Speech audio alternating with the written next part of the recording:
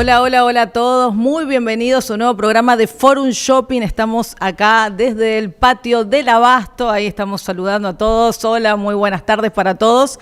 Para comenzar este nuevo programa le doy la bienvenida a mi compañero, a Bautista Torres López. Hola, Bauti, ¿cómo estás? Alejandra Magliti, ¿cómo estás? Muy bien, muy bien, muy bien. Con un día muy especial hoy porque tenemos una gran sorpresa. Además de que vamos a estar pimponeando, vamos a estar hablando de todo lo que es la agenda judicial de esta semana, cuáles son los últimos fallos, vamos a hablar de novedades jurisprudenciales, pero además tenemos un invitado muy especial.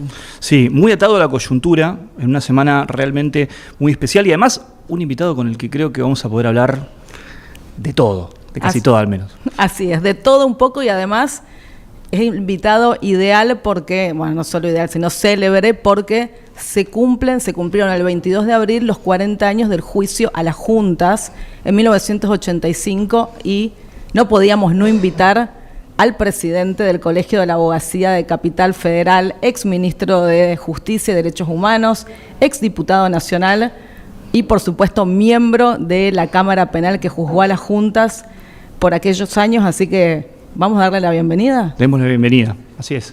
Adelante, el doctor Ahí Gil lo Lavedra. tenemos, al doctor Ricardo Gil Lavedra, que hace su ingreso. Muchas gracias por venir. Gracias por venir.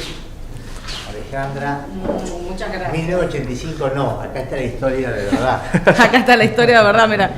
Estoy muy, muy agradecida, muchas gracias por el libro La Hermandad de los Astronautas. Acá tenemos el libro con toda la intimidad de este juicio emblemático para la democracia argentina, así que muchísimas gracias.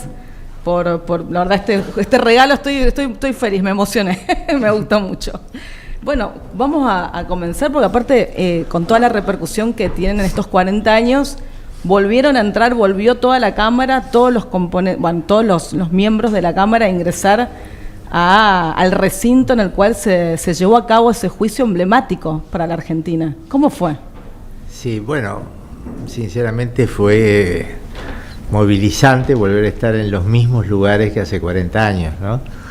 Y esto fue una iniciativa de la Nación que nos invitó a revivir aquellos momentos, ¿no? Y estuvimos en la sala de audiencia y en la sala de acuerdo. Los sobrevivientes. Claro, no quise hacer esa diferenciación, pero es así, los sobrevivientes. Hay dos miembros que no están. Hay dos miembros que ya no están y no está tampoco el fiscal, Julito, ¿no? Julio Trasera. Así es. En ese momento temieron por su vida porque leyendo esa nota, que la verdad que cuando uno ve las imágenes de lo que fue el juicio, que fue transmitido en su momento, se fue grabado todo el material, pero ustedes detrás tenían vidrios. Y era un momento muy complejo para la historia argentina. ¿Temieron en algún momento por su seguridad? Bueno, a ver, es otro contexto histórico, ¿no? Y en aquel momento, por supuesto, las medidas de seguridad eran extremas, se cortaban todas las calles, había un carro de policía en la esquina y el ingreso que era muy controlado. Pero en el video ese que se filmó durante la nota, se ve el vitró, que es un vitró precioso, que da sobre la calle Uruguay. Esa sala de audiencias da sobre Uruguay. Y el comisario que estaba a cargo de la seguridad nos quería hacer correr el estrado. Preguntábamos por qué, decía, bueno, porque puede haber francotiradores del otro lado de la calle. Entonces, finalmente optaron por tapiar el vitró. Si uno ve los videos que circulan del juicio o el documental, uno muy bueno que hizo Ulises de la Orden, va a ver que el vitral está tapiado.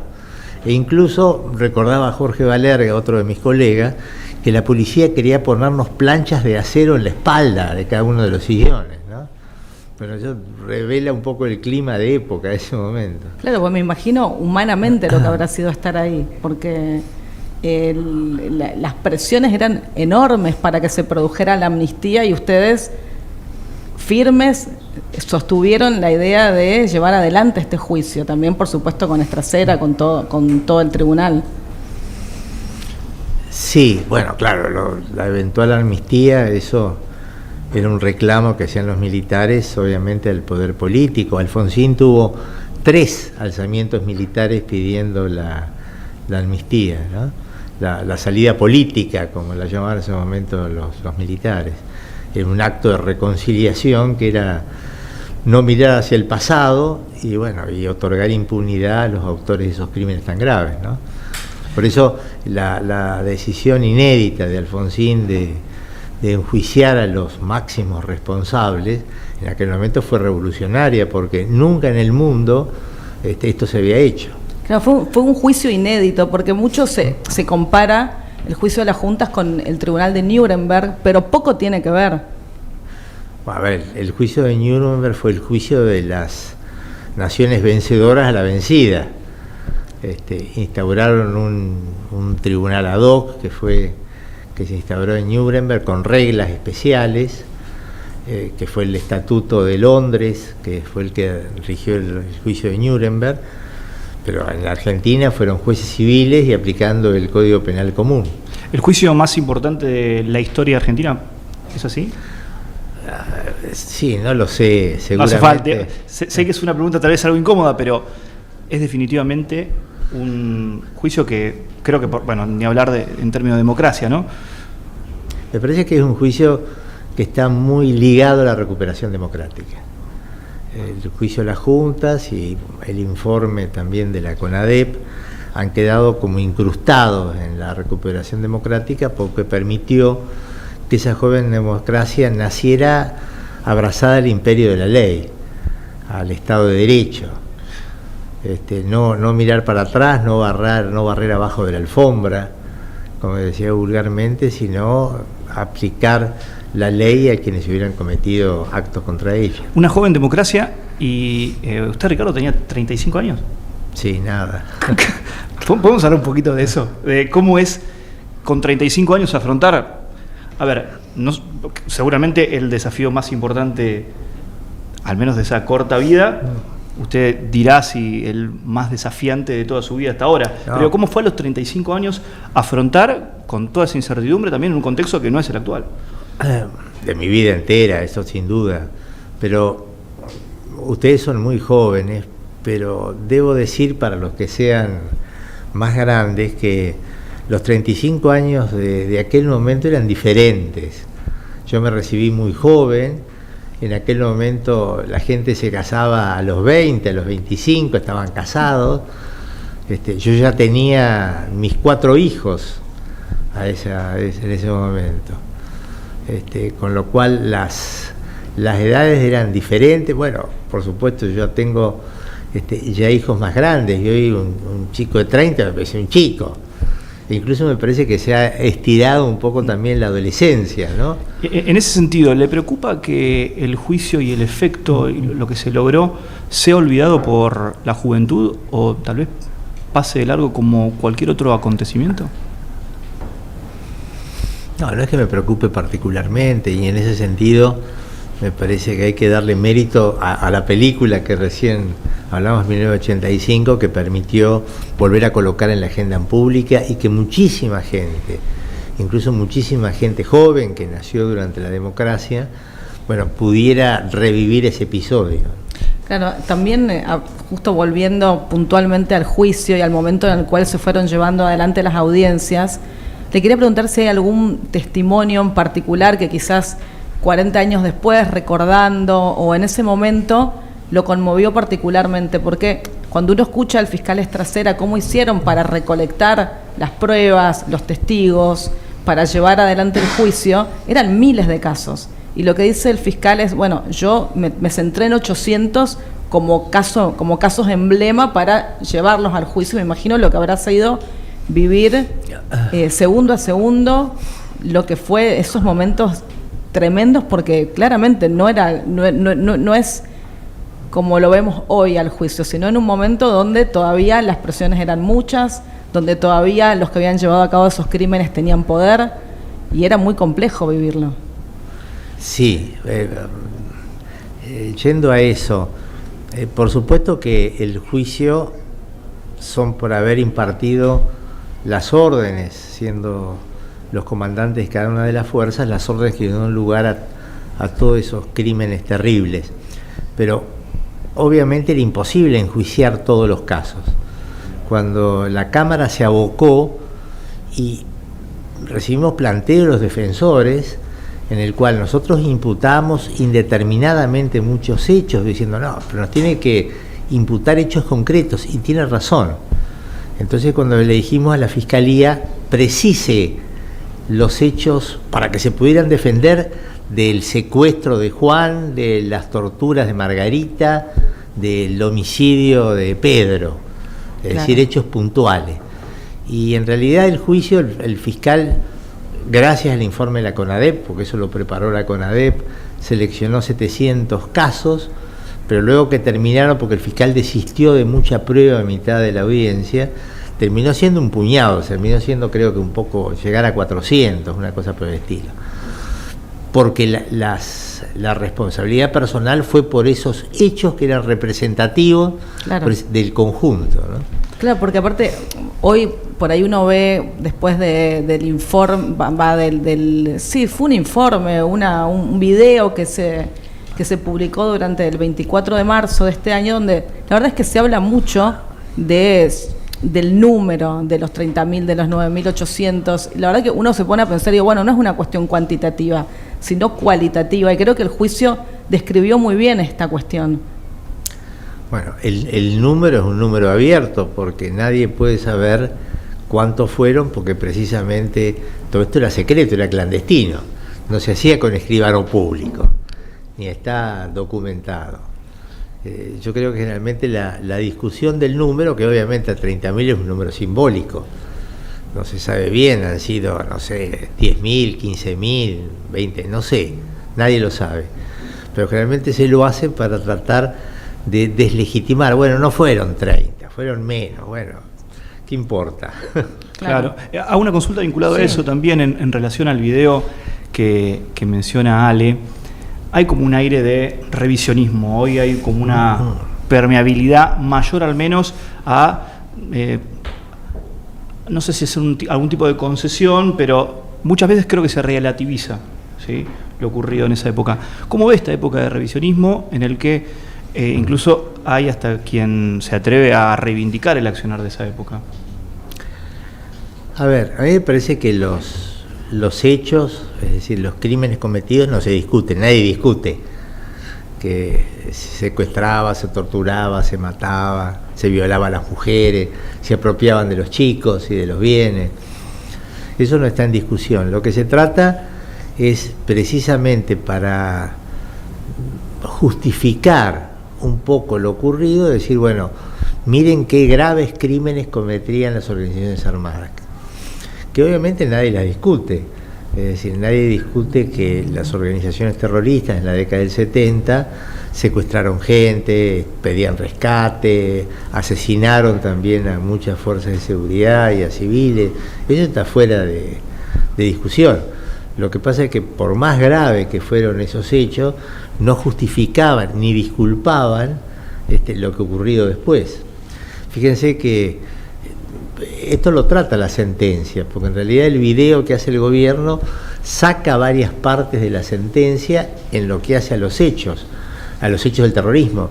Lo que omiten es que en la sentencia se analiza de que aun cuando ellos dicen que ha sido una guerra, no hay ley de la guerra que pueda disculpar el asesinato del que está inerme. Es decir, al contrario, las leyes de la guerra tratan de humanizar la guerra, y que cuando se detiene al contendiente adversario, bueno, hay que respetarlo, no hay que torturarlo ni menos matarlo, ¿no? Claro, justamente, mira, tenía una pregunta especial con respecto a la sentencia, porque en el punto 30 la sentencia determina que se continúe investigando. Posteriormente esto no ocurrió, lógicamente, porque posteriormente hubo un indulto, pero después se reabrieron los juicios. Posteriormente se reabrió, se declaró la inconstitucionalidad de la audiencia debida, de la ley de punto final. ¿Qué le pareció esta reapertura de los juicios sobre el accionar del proceso? Sí, a ver, una aclaración. Por cierto, sí. El juicio a los comandantes fue el juicio a los que dieron las órdenes. Ese punto 30 de la parte dispositiva ordena seguir las investigaciones para con los que la cumplieron, es decir, para los autores materiales. Cuando se dictan las leyes, sobre todo la de obediencia debida, se exculpa a los oficiales inferiores, pero cuando asume Menem hay cerca de 30 y pico de oficiales superiores que estaban enjuiciados. Menem cierra todo, lo que había, ese remanente que va a quedar de la evidencia de vida, cierra todo. Y durante la década del 90 y a principios del siglo XXI, bueno, aparece un nuevo actor, que es el derecho internacional de los derechos humanos, que era inexistente en el momento del juicio de la Junta. Es decir, el juicio de la Junta es uno de los antecedentes de esa enorme expansión que tiene el derecho internacional de derechos humanos. Y ese derecho internacional de derechos humanos prescribe que hay ciertos crímenes que por su gravedad, al ser atentados contra la humanidad, bueno, no pueden prescribir, ni pueden ser indultables, ni amnistiables, etc. La reapertura de los juicios fue ser aplicación en el derecho interno de esas convenciones internacionales. Que por supuesto esto levantó su polémica porque se decían, bueno, no, es una aplicación retroactiva de una ley que no estaba vigente, y los que dicen que no, dice, bueno, es una norma del derecho internacional consuetudinario que regía los crímenes contra la humanidad, siempre han estado vigentes. Pero por cierto, a ver, yo estoy de acuerdo que se haya cerrado con justicia cuestiones tan graves, ¿no? Claro, porque hasta incluso hubo un intento también de declarar como de lesa humanidad los crímenes que cometió, digamos, que cometieron las organizaciones armadas en su momento. Bueno. Y juicios, y la Corte ha dicho que no. Muy bien, sí, en el caso de Laris Iriondo. Sí. Sí, bueno, esa es una de las tentativas actuales cuando ustedes hablaban de la cuestión del revisionismo. Es decir, bueno, reabramos también los crímenes cometidos. La verdad, bueno, la reapertura de las causas no puede tener efecto útil en el sentido que todos están muertos, ¿no? Pero no en lo que hace a la reparación. A lo mejor lo que se te busca es la reparación de otra índole. Pero hasta el presente, la doctrina vigente de la Corte es que es necesario la intervención de un Estado para que pueda haber crimen de lesa humanidad. Dijo que era el acontecimiento más importante de su carrera. ¿Cómo se sigue después del juicio? Y bueno, si hay una otra expectativa, por ejemplo, no sé, ¿piensa o pensó una vez en ocupar un lugar en la Corte Suprema de Justicia de la Nación, por ejemplo? Ahora yo no pienso nada. Con honestidad, dígame, no, con honestidad. No, bueno, ahora yo pienso ya cumplir mi mandato en el Colegio Público de la Abogacía. O sea, que dijo ahora es porque en algún momento lo pensó. Y retirarme.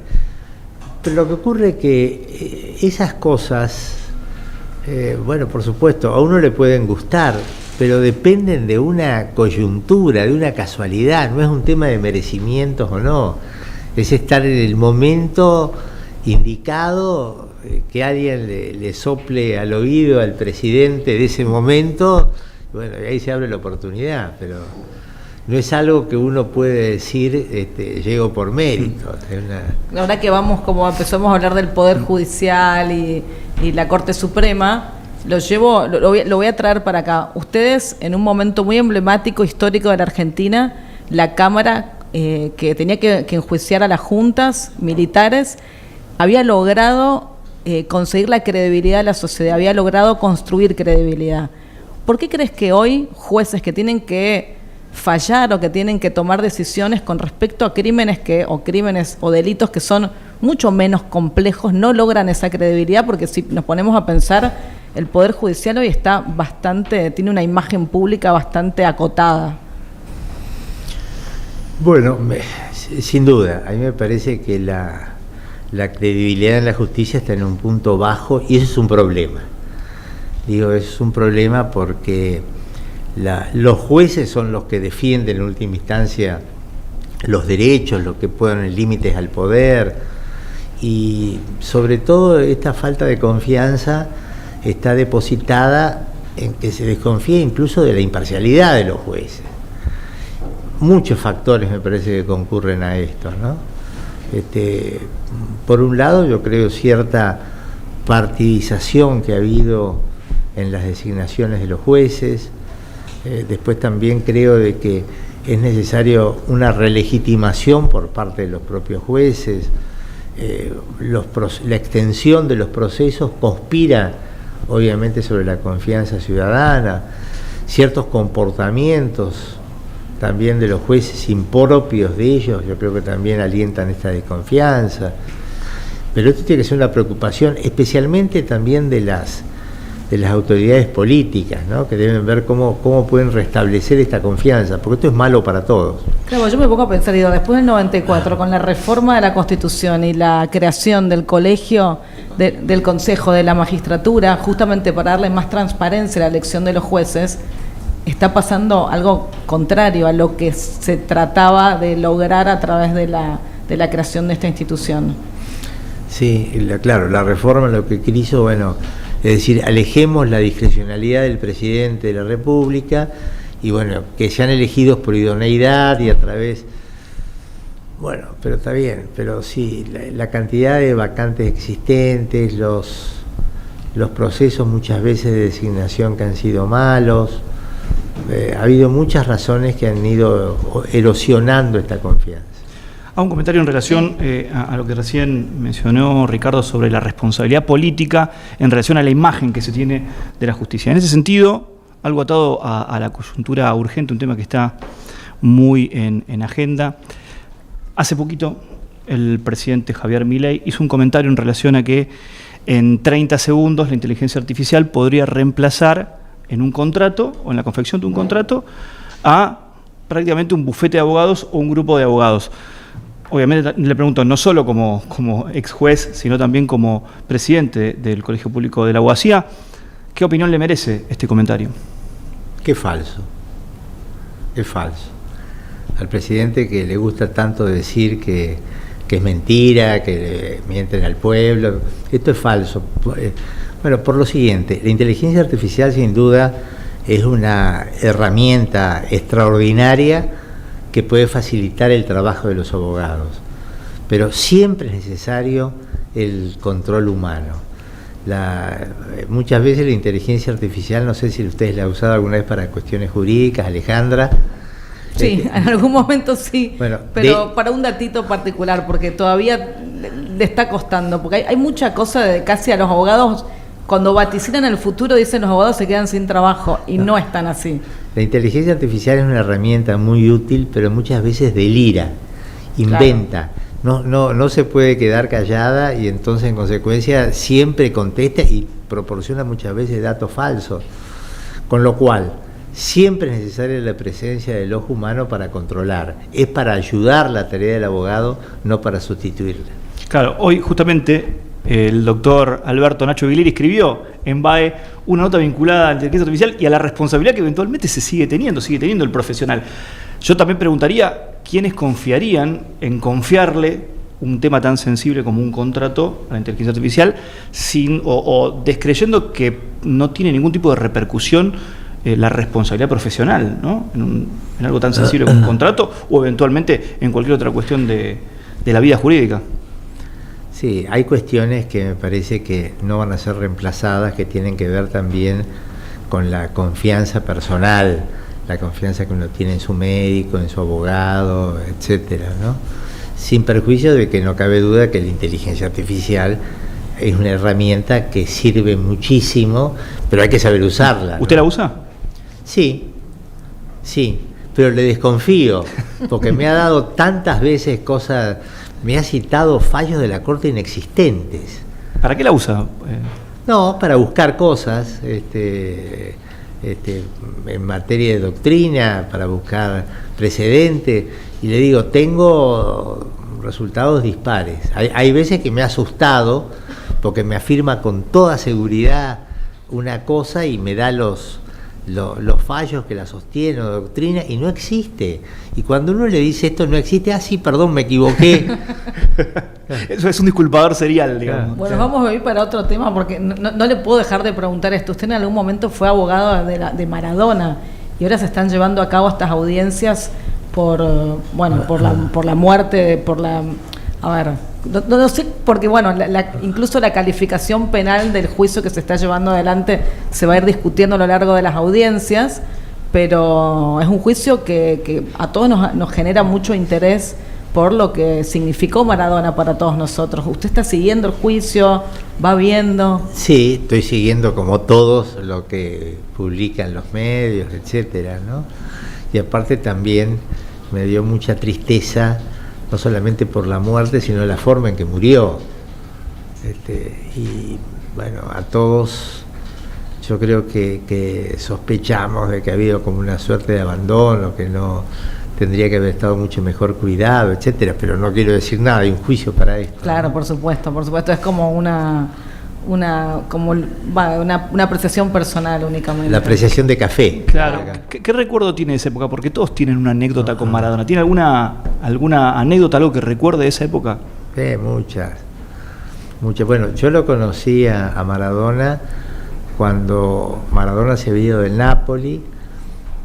Bueno, obviamente porque él había sido sancionado por consumo y estaba en Buenos Aires. Se le abrió una causa porque lo habían encontrado en un departamento de Caballito, era de Flores. También presumiblemente, porque luego la causa esa fue anulada con estupefacientes. Bueno, y en esa causa lo defendí, en el periodo que estaba acá y próximo a irse al Sevilla. Ese lapso en el cual, y en ese momento también estaba Coppola. No, como representante de él, ¿no? ¿Ya no? Ya estaba, en ese momento estaba Marchi. Marchi ya era el representante en ese entonces. Creo que después volvió Coppola, eso no me acuerdo, pero en ese momento era Marchi. ¿Y posterior tuvo vínculo o trato con la familia? No, tuve mucho trato en ese momento, en esa causa, obviamente en ese momento sí. Y después, bueno, él después se fue a Europa. Después cuando volvió de Europa, volvió a Newell's, creo, después volvió a Boca, bueno, después se retiró, lo he visto después ocasionalmente, obviamente la causa terminó y ya no lo vi más. Pero tengo un muy buen recuerdo de Maradona, porque era un muchacho de una enorme humanidad, muy ocurrente, siempre chispeante y muy buen tipo. Yo lo tendría que definir, muy solidario, sobre todo con los compañeros, con toda su familia. Sostenía a un vagón de gente que se colgaba de él, pero tengo gran recuerdo. ¿Sí? Qué bueno. Bueno, como hincha de Racing le hubiese gustado seguramente tenerlo. Igual puede pasar, ¿o no? Fue técnico de Racing un breve periodo. Ah, sí, no me acordaba de eso. Sí, un breve periodo. Creo que él fue técnico de Mandillú y de ahí pasó por Racing un lapso muy breve. Lo traigo a otro hecho de la actualidad, justamente está hablando usted de la tecnología. El otro día escuchaba una entrevista que le hizo Jordi Évole al Papa en 2019, justamente habla de la diferencia entre estar conectados y la comunicación, ¿no? Que la información fluya y la falta de conexión a veces entre la gente. ¿Tuvo la oportunidad de conocer al Papa? ¿O tuvo algún trato con él? No al Papa, lo conocí a Jorge Bergoglio. Ajá. Cuando era cardenal acá en Buenos Aires y en la pastoral social, a la cual me he invitado 2 o 3 veces a exponer, porque eran encuentros que se hacían anuales. Bueno, en aquel momento nadie se imaginaba que iba a ser Papa, ¿no? Pero bueno, siempre preocupado por la cuestión social, por la cuestión de la seguridad. En aquel momento, bueno, se siguen discutiendo las mismas cosas, ¿no? Pero no, luego que fue Papa no lo conozco. Fui a la Asunción. Ajá. Porque en aquel momento yo era diputado y Julián Domínguez, que era el presidente de la Cámara, los invitó a los presidentes, no fue una gran comitiva, pero nada más que los presidentes del bloque, yo era presidente del bloque de la Unión Cívica Radical, y entonces fuimos a Roma a la Asunción de una ceremonia impresionante, ¿no? Bien. Y ¿cree que cómo le impactó, digamos, el fallecimiento, habiéndolo conocido incluso antes de haber sido Papa? Bueno, me parece que ahora, como ocurre siempre luego de las muertes, se va a empezar a reconocer muchas cosas en Francisco, en Bergoglio. Lo que yo quisiera destacar de la coherencia que él ha tenido en algunos aspectos clave de su personalidad, ¿no? Esa humildad, esa extrema que lo hemos visto en todos los actos, ahora incluso también en su entierro y ahora en su propia ahora en su propia lápida, una cosa de una sencillez extrema. El compromiso siempre con los más necesitados, cuando la historia corría por otro lado, es decir, cuando asoma toda la corriente de la nueva derecha o de movimientos extremos de muy poca empatía hacia los más necesitados, él se mantuvo firme, mantuvo siempre ese mensaje, y es lo que yo creo que va a trascender de Francisco, ¿no? Un hombre austero, humilde y con mucho compromiso para los que menos tienen. ¿Es un buen momento para ser abogado o abogada? Bueno, es un momento difícil, ¿no? Es difícil para todas las actividades. La abogacía también sufre sus propios problemas, han cambiado los modos de ejercerla, estábamos hablando de la inteligencia artificial, la digitalización, un funcionamiento que yo creo que es deficiente de la justicia, y que esto dificulta sin duda el trabajo, ¿no?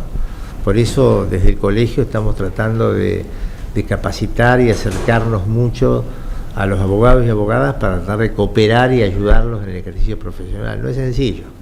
Usted, a ver, si tuviera que dar un consejo a los estudiantes de abogacía o a aquellos abogados que recién se reciben con toda la experiencia que uno tiene, con toda la trayectoria que usted tiene.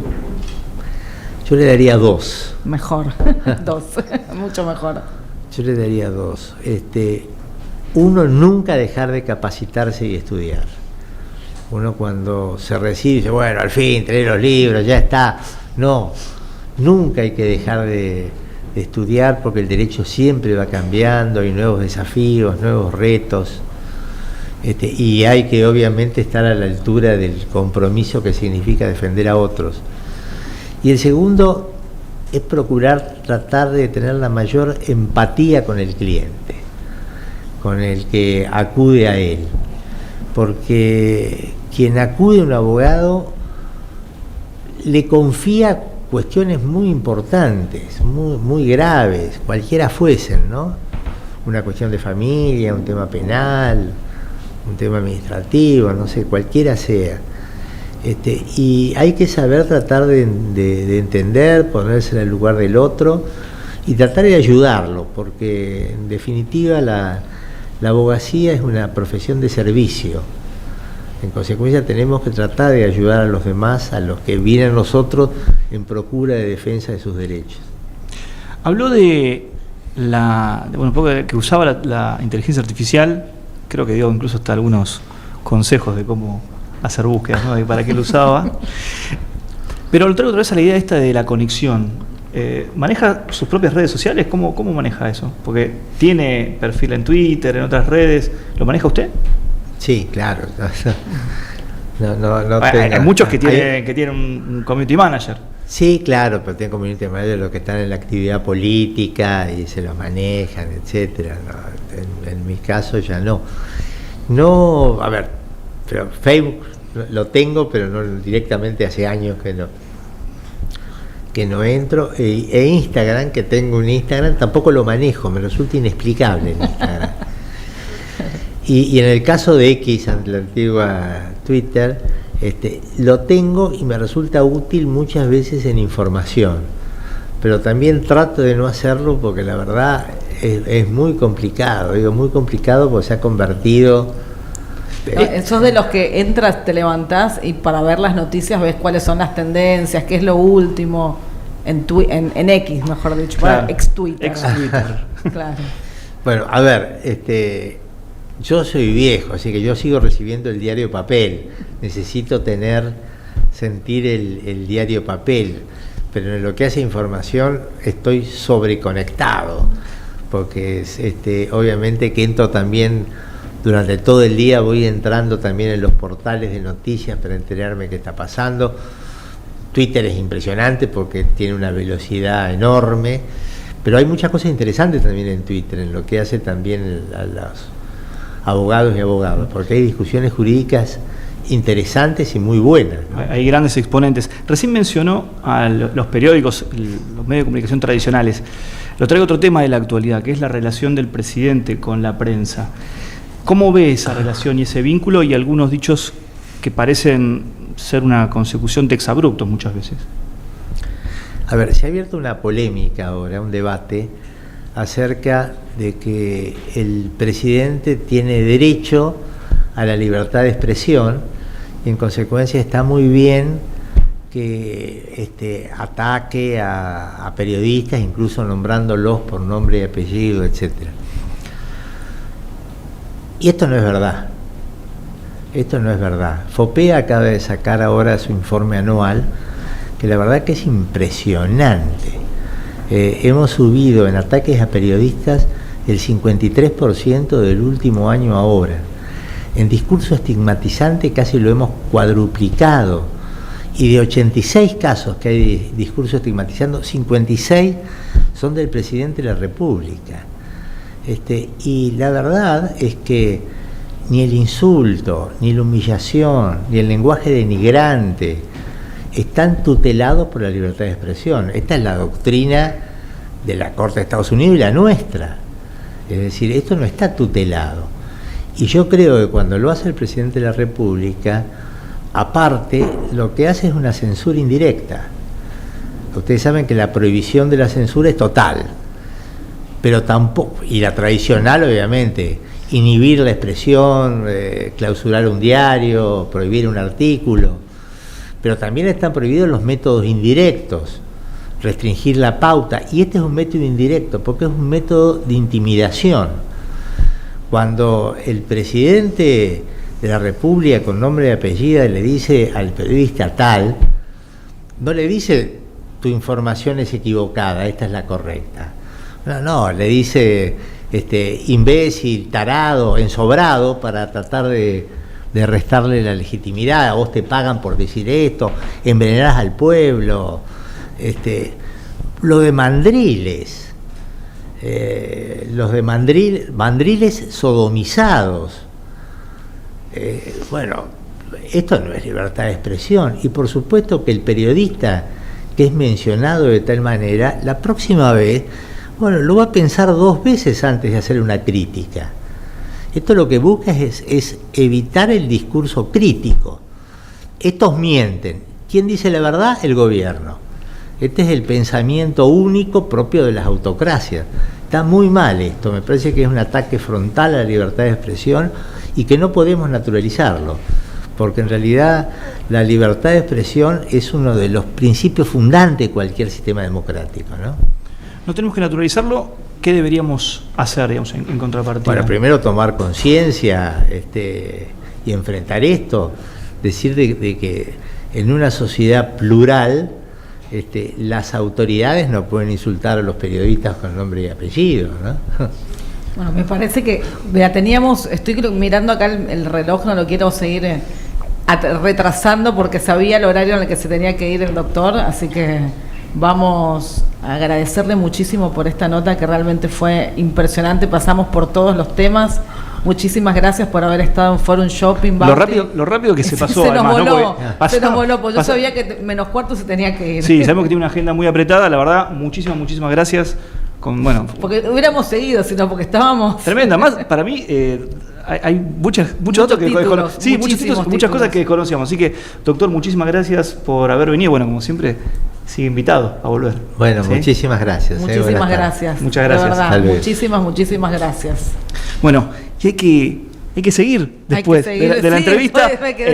Yo me quedé pensando en un montón de cosas, incluso en un montón de títulos, en un montón de nociones. Primero, no naturalizar, lo decía el doctor Gil Lavera, que acaba de pasar aquí por Forum Shopping. Estuvimos desde el comienzo con él en la entrevista, no naturalizar cierta censura previa que se estaría dando justamente en el discurso, por ejemplo, de Javier Milei.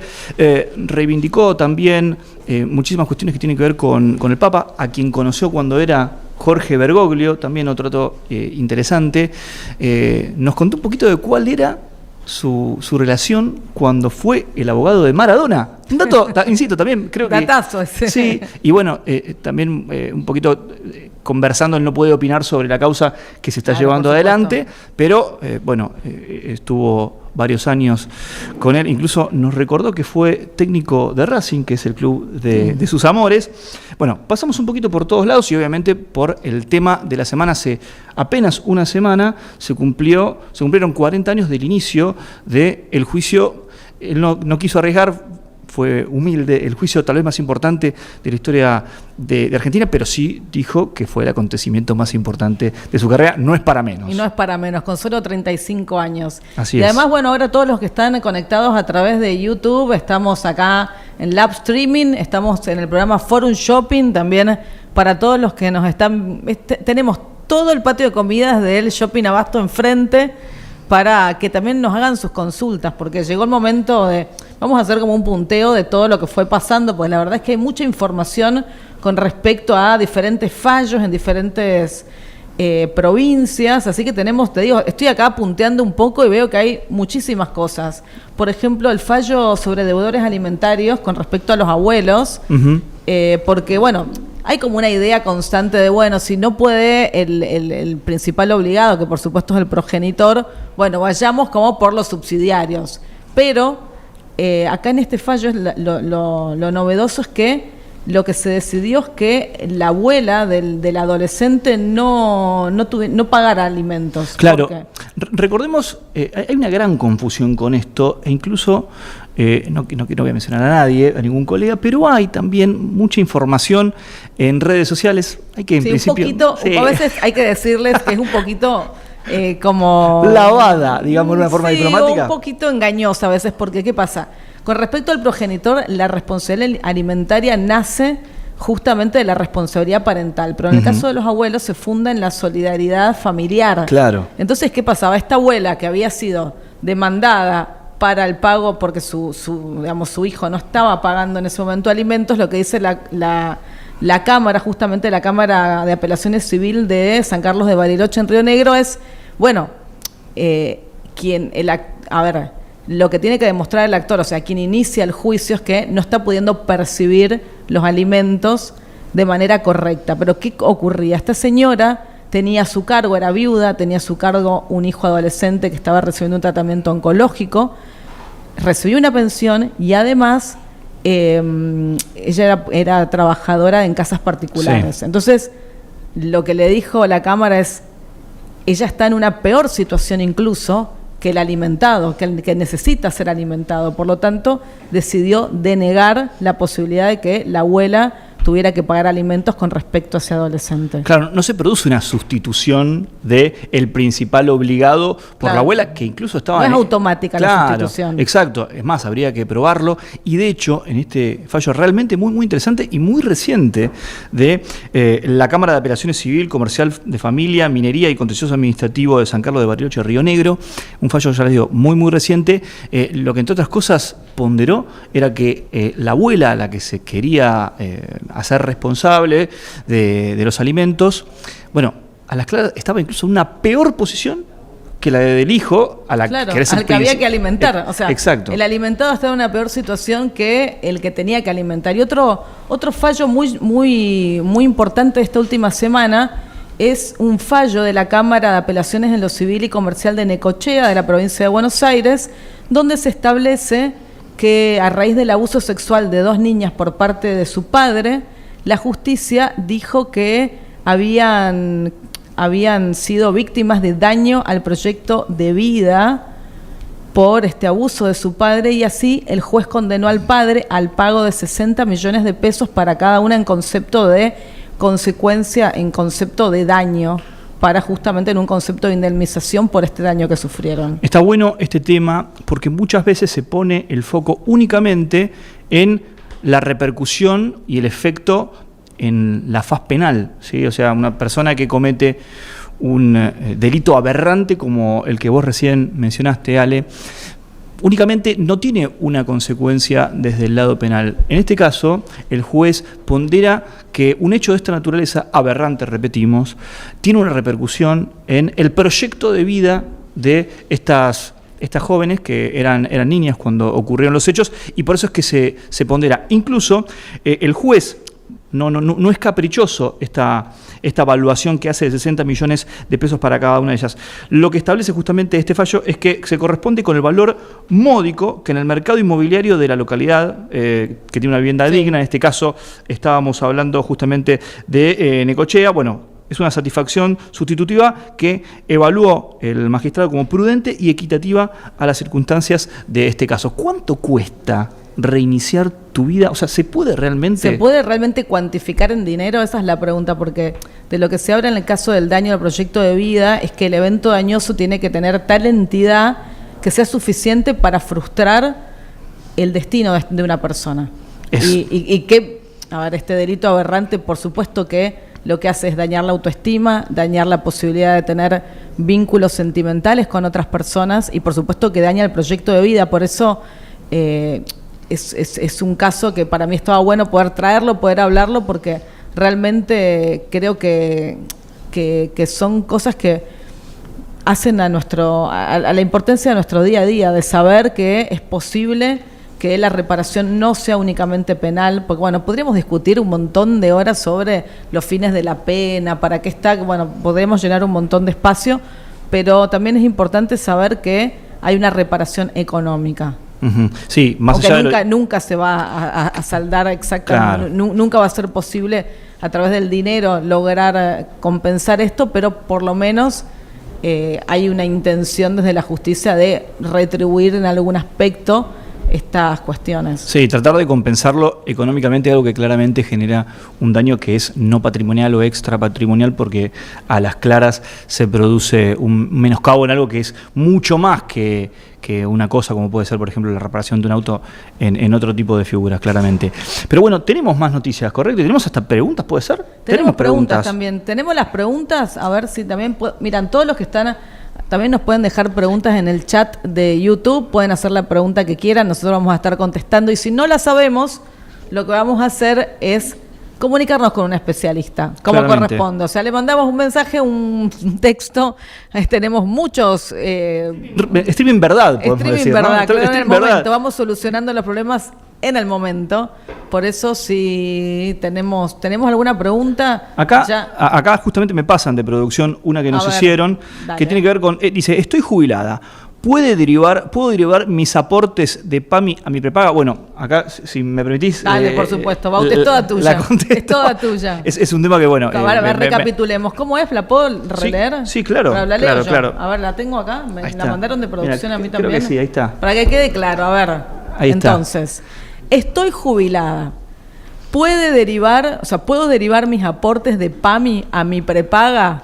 Ojo. Es un gran tema y esto parte de esta reciente noción, muchos habrán sentido nombrar la idea de desregulación de los aportes y la desregulación del sistema de salud. Bueno, lo que hay que decir es que si bien es una puerta que comenzó, digamos que se abrió a partir del DNU 70-2023, esto es redondeado por la resolución 1-2025, justamente de este año, que lo que hizo es habilitar esta derivación de aportes que únicamente, previo a diciembre de 2023, únicamente el aporte podía ir a una obra social, no se podía derivar directamente a una empresa de medicina prepaga. Es por eso que mucha gente accedía a una empresa de medicina prepaga triangulando o utilizando una obra social como puente, ¿sí? En estos casos... Hay una mala noticia para la jubilada que tiene PAMI, porque únicamente se habilitó para 3 escenarios dentro de los activos, es decir, de personal que no está jubilado. Hablamos de personal de casas particulares, empleados en relación de dependencia y monotributistas. Esto hoy se puede hacer incluso a través de la web, se puede hacer una derivación del aporte directamente en la empresa de medicina prepaga. La intención del gobierno con esto era eliminar la triangulación con las obras sociales. Esto a las claras va a generar también una merma en el mapa de obras sociales, y también va a permitir que muchísimos usuarios tal vez descuenten de su cuota de medicina prepaga, pero bueno, no necesariamente es una buena noticia en toda su extensión, porque aquellos que podían, por ejemplo, hacer la triangulación, también podían reclamarle a una obra social o a la empresa de medicina prepaga con la que, en definitiva, a la que en definitiva llegaba ese aporte. Pero bueno, esto es una película que todavía se viene escribiendo, la resolución es realmente muy reciente, es de comienzo de año, así que veremos cómo avanza, pero bueno, todavía no hay novedades para los jubilados para la derivación de aportes. En ese sentido, no va a poder hacerlo, no va a poder derivarlo del PAMI a su empresa de medicina prepaga. Creo que hay otra. Tengo otra, sí. tengo una más y tenemos dos más, vamos a estirarla un poquito. ¿Puedo reclamar como vivienda familiar si yo construí en el terreno que es de mis ex suegros? A ver, esta verdad me la haces vos y yo la respondo. Esta te la hago vos entonces. Y la que respondemos los dos, porque vamos a decir casi a coro. Me gusta. ¿Puedo reclamar, la repito, sí, ¿puedo reclamar como vivienda familiar si yo construí en el terreno que es de mis ex suegros? O sea, yo ya me separé, dice. O sea, se separó y construyó en el terreno de sus ex suegros. Parece. Hay un principio del derecho que lo podemos decir casi, digamos, como lo podemos decir juntos casi, que es que lo accesorio sigue a lo principal. ¿Qué es lo principal? El terreno. ¿Qué es lo accesorio? La construcción.